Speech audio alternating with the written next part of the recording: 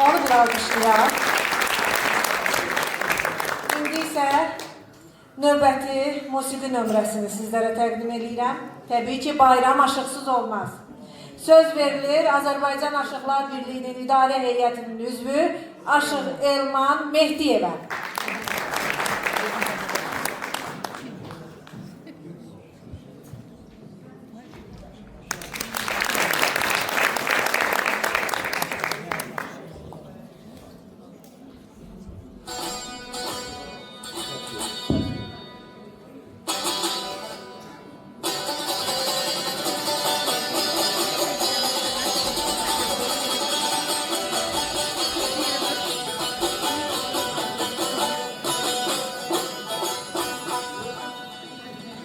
Mən həmişə sevdiyim, fəxr elədiyim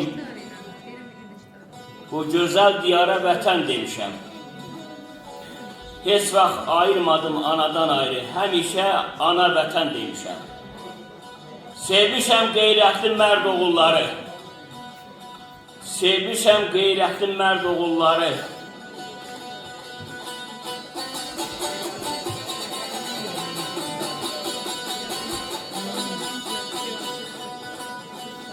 Qələbə qazanıb tarix yazdılar.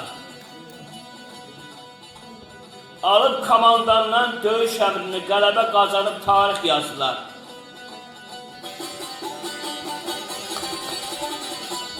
Göstərib gücünü dəmir yumruğun. Düşmən qarşısında möhkəm dayandı.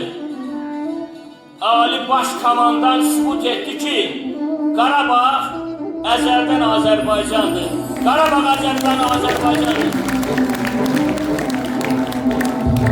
Daşdonluyor gəmidə, xoş gəlmisən kədəyinim, xoş gəlmisən kədəyinim.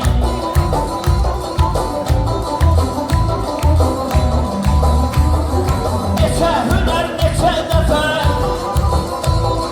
neçə hünər, neçə dəfə. Gətirəsən bizə ilim, gətirəsən bizə ilim, gətirəsən bizə ilim, gətirəsən bizə ilim.